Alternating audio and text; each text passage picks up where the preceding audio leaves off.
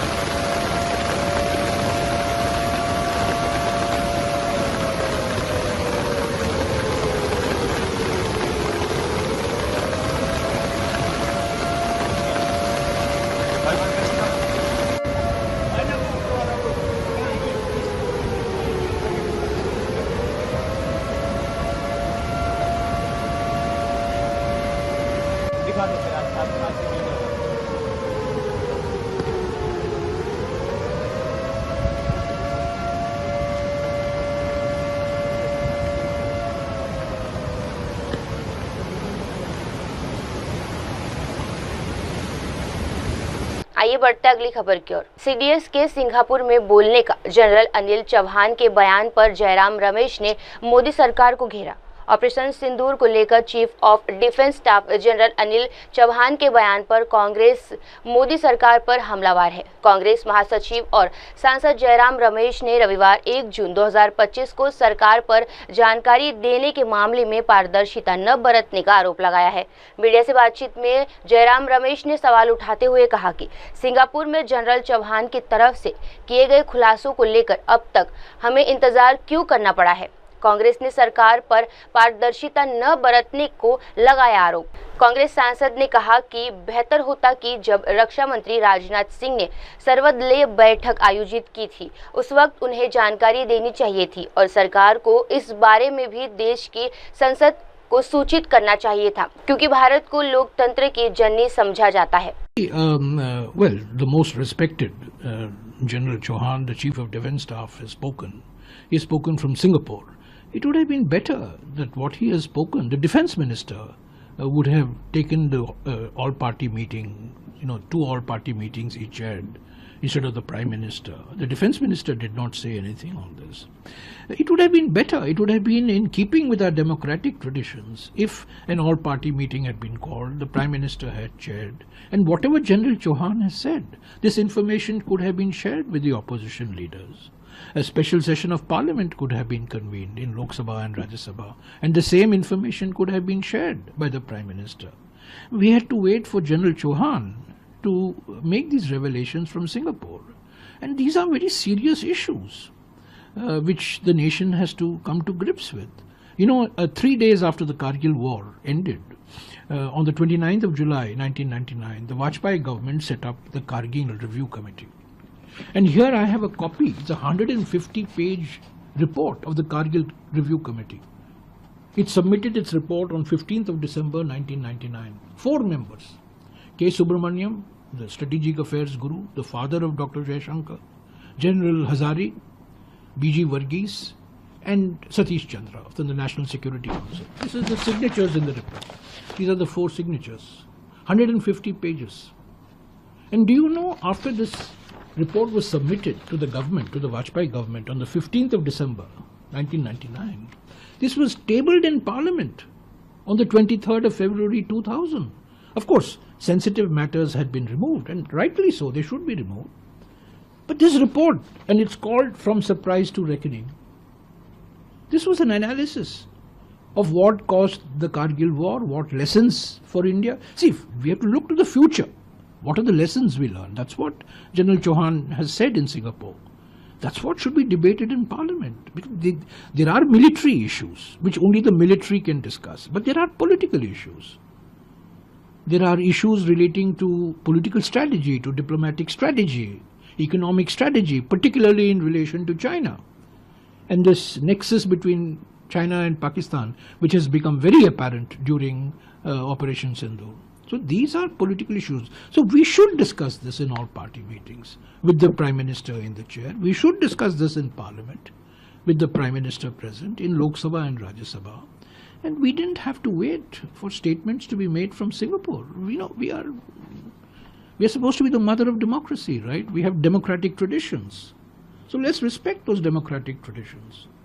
Mr. Vajpayee wanted Prime Minister Nehru to convene Parliament when the Chinese attack was going on in October-November 1962. And Parliament was convened on the 8th of November 1962. That was democratic traditions. That the leader of the opposition calls for a Parliament session and the Prime Minister responds. And the Prime Minister is sitting and listening to criticism.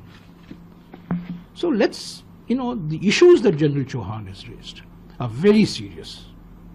And they impinge not just on military strategy, they impinge on foreign policy, they impinge on economic strategy, they impinge on our diplomatic strategy, and we must have a discussion, a responsible discussion. आइए बढ़ते हैं अगली खबर की ओर। Ukraine का रूस के airbase पर ड्रोन से अटैक, 40 एयरक्राफ्ट तबाह करने का दावा। यूक्रेन ने रूस पर अब तक की सबसे बड़ा ड्रोन का हमला किया है, जिनमें रूस के अंदर साइबेरिया के एक सैन्य अड्डे को निशाना बनाया गया है। यूक्रेन ड्रोन में कम से कम 40 रूसी विमानों पर हमला किया गया है। इर्कुत्स्क क्षेत्र में रूसी गवर्नर ने हमले की पुष्टि करते हुए कहा कि यूक्रेन रिपोर्ट पायलट विमान ने एक गांव में एक सैन्य इलाके पर हमला किया, जो साइबेरिया में इस तरह का पहला हमला है। यूक्रेनी ने मीडिया को बताया कि यूक्रेन की सुरक्षा सेवा की ओर से किए गए एक ऑपरेशन में रूसी संघ के पिछले स्थिति हवाई अड्डे पर 40 से ज्यादा रूसी विमानों को निशाना बनाया गया। इसे ओलिनिया और अब न्यूज एजेंसी AFP ने एक सूत्र के हवाले से बताया कि इस हमले का उद्देश्य रूस के अग्रिम मोर्चे से दूर स्थिति द्रुशम के बॉम्ब एयरक्राफ्ट को तबाह करना है। सूत्रों के बताया कि बेलाया एयरबेस पर आग लग गई है।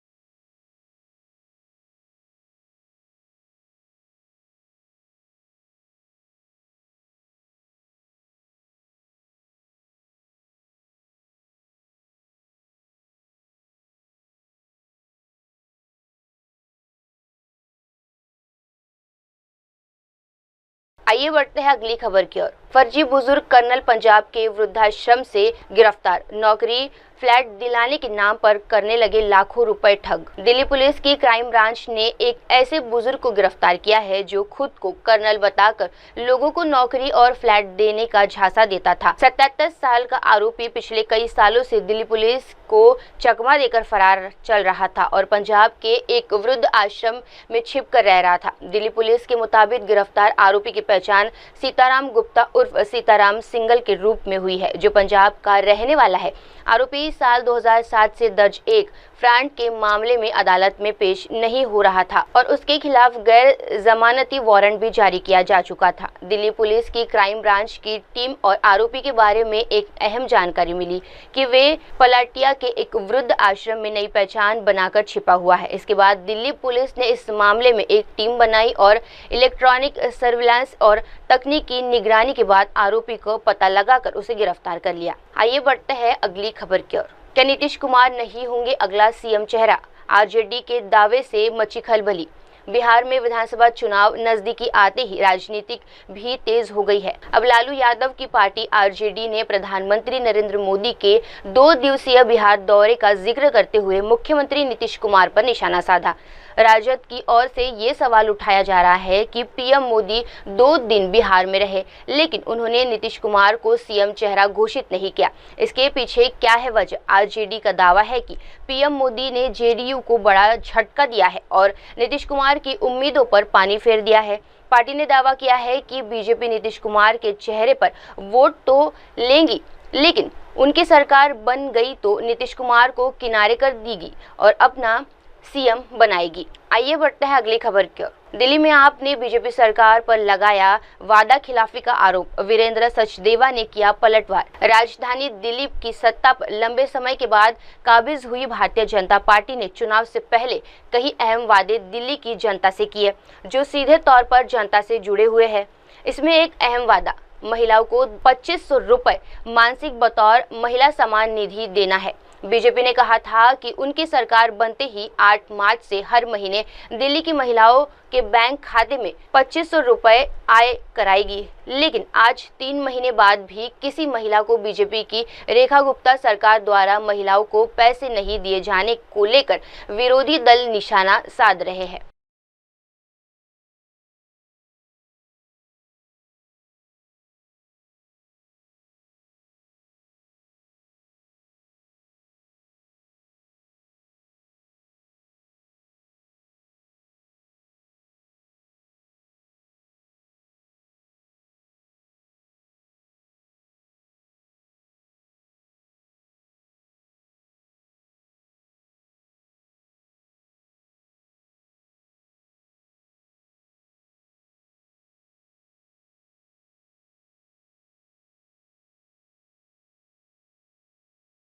आइए बढ़ते हैं अगली खबर की ओर। इंडियन एयरफोर्स पर रणवीर सिंह पठानिया के बयान से सियासत तेज।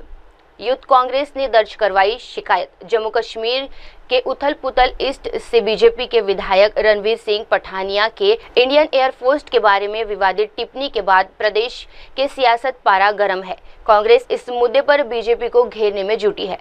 किश्तवाड़ में युवा कांग्रेस की टीम ने आरएस पठानिया के खिलाफ एफआईआर दर्ज करने की मांग की है। इस संबंध में किश्तवाड़ा पुलिस स्टेशन में एक बीजेपी विधायक के खिलाफ शिकायत दी गई। जम्मू कश्मीर युवा कांग्रेस के प्रदेश महासचिव असन मुस्तफा, मुंशी कार्यकारी अध्यक्ष अजहर बेग, अजहर टाग, आदिल हुसैन, साहिल नाइक और अब्दुल हामिद के नेतृत्व में किश्तवाड़ सिटी पुलिस स्टेशन में बीजेपी विधायक आरएस पठानिया के खिलाफ शिकायत दर्ज करवाई गई है। ऑपरेशन सिंदूर के दौरान सबके ध्यान में एयरफोर्स स्टेशन में क्या हुआ? नालायकी होगी इनकी, सोए होंगे ये लोग, हमारा तो कोई कसूर नहीं। ऑपरेशन सिंदूर के दौरान सबके ध्यान में एयरफोर्स स्टेशन में क्या हुआ? नालायकी होगी इनकी, सोए होंगे ये लोग, हमारा तो कोई कसूर नहीं। हम लोगों ने तो अपने पलकों में बिठा के इनको यहाँ बिठाया। आइए बढ़ते हैं अगली खबर की ओर। अपनी तारीफ खुद करने की जरूरत नहीं, ऑपरेशन सिंदूर को लेकर खड़गे ने पीएम मोदी पर कसा तंज। ऑपरेशन सिंदूर को लेकर देश की सियासत पारा हाई है। कांग्रेस अध्यक्ष मल्लिकार्जुन खड़गे ने रविवार को प्रधानमंत्री नरेंद्र मोदी पर हमला तेज कर दिया। उन्होंने ऑपरेशन सिंदूर पर संसद के विशेष सत्र की मांग फिर से दोहराई। खरगे ने कहा कि राष्ट्रीय मामलों में एकता और विरोधियों को हराने पर ध्यान देना चाहिए। उन्होंने ये भी कहा कि राष्ट्रीय सुरक्षा के मामलों पर सभी नेताओं को चुप रहना चाहिए। सीडीएस जनरल अनिल चौहान के बयान के बाद खरगे ने ये बातें कही। दरअसल जनरल चौहान ने कहा था कि भारत पाकिस्तान के साथ हालिया युद्ध में नुकसान हुआ था, लेकिन उन्होंने पाकिस्तान के 6 भारतीय जेट विमानों को गिराने के दावे को गलत बताया था। कांग्रेस अध्यक्ष मल्लिकार्जुन खरगे ने पीएम मोदी पर निशाना साधा। उन्होंने कहा कि राष्ट्रीय सुरक्षा के मामलों पर सभी नेताओं को बोलने से पहले सोच समझकर बोलना चाहिए। उन्होंने कहा कि देश को गुमराह किया जा रहा है, इसीलिए संसद का विशेष सत्र बुलाया जाना चाहिए। खरगे ने कहा, हमें कब क्या बोलना है ये पता होना चाहिए। राष्ट्रीय मामलों में एकता होनी चाहिए और हमारा ध्यान विरोधियों को हराने पर होना चाहिए। आइए बढ़ते हैं अगली खबर की ओर। बिहार चुनाव को लेकर सियासी हलचल तेज। पड़ोसी राज्य में झारखंड के नेताओं का दबदबा। बिहार में विधानसभा चुनाव को लेकर तेज हुई राजनीतिक गतिविधियों के बीच झारखंड में विभिन्न राजनीतिक दलों में मौजूद प्रभावित नेताओं की भूमिका बढ़ने वाली है। इस सिलसिले में राष्ट्रीय दलों की खास तैयारी है। भाजपा से लेकर कांग्रेस ने अंदरूनी तौर पर इसे आरंभ भी कर दिया है।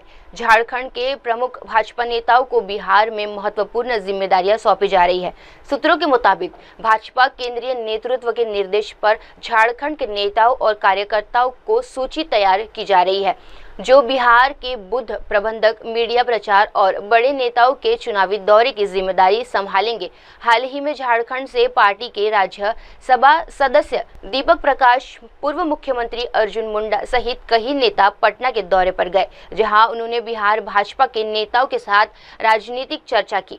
झारखंड से सटे बिहार के जिला में स्थानीय नेताओं को विशेष जिम्मेदारियां दी गई, ताकि जातीय और क्षेत्रीय समीकरणों को साधा जा सके। बिहार से सटे आदिवासी बहुल इलाकों में खास तौर पर स्थानीय राजनीतिक समीकरण को देखते हुए प्रदेश भाजपा के अध्यक्ष बाबूलाल मंडारी, पूर्व सीएम अर्जुन मुंडा, चंपई सोरेन आदि प्रचार युद्ध के मोर्चे पर लगाए जा सकते हैं। आइए बढ़ते हैं अगली खबर की ओर। शिवाजीनगर पुणे में श्रमण लॉ ऑफिस का उद्घाटन। शिवाजीनगर पुणे में एक नई आशा का उद्घाटन हुआ है। श्रमण नामक एक नया कानून कार्यालय जिसकी स्थापना की है युवा और प्रतिबंध वकील एडवोकेट अनुज और एडवोकेट नेहा शाह ने। ये सिर्फ एक इमारत नहीं बल्कि समाज में न्याय, समानता और सम्मान लाने के एक सशक्त माध्यम है। इस शुभ अवसर पर उपस्थित रहे पूर्व सांसद श्री अमरजी साबड़े, आदरणीय मीना काकी पवार, सेवानिवृत्त जिला न्यायाधीश श्री कृष्णनाथ भोसले, श्री किरण शाह सहित कई प्रतिष्ठान गणमान्य व्यक्ति, पुणे जिले के अनेक प्रतिष्ठित वकीलों की उपस्थिति ने इस समारोह को भी और गरिमा प्रदान की। एडवोकेट अनुज और नेहा शाह ने अपनी कड़ी मेहनत, ईमानदारी और माता पिता के आशीर्वाद से ये मुकाम हासिल किया है। उन्होंने इस नए कार्यकाल से समाज के उन वर्गों को सहायता मिलेगी जिन्होंने न्याय की जागरूकता है। उनके इस नए कार्यकाल से समाज के उन वर्गों को सहायता मिलेगी जिन्हें न्याय की जरूरत तो है पर संसाधनों की कमी है। श्रमण एक नया नाम है, लेकिन इसका उद्देश्य गहरा है, न्याय के साथ विश्वास और उम्मीद देना। हम सभी को शुभकामनाएं इसके साथ है कि ये स्थान सिर्फ कानूनी सलाह नहीं बल्कि सामाजिक न्याय का केंद्र बनकर उभरे। अब वक्त हो चला है दर्शकों छोटे से ब्रेक का। ब्रेक के बाद भी देखते रहिए शाम की खबरें। धन्यवाद। आप देख रहे हैं एमएनएस न्यूज, सच जरूर।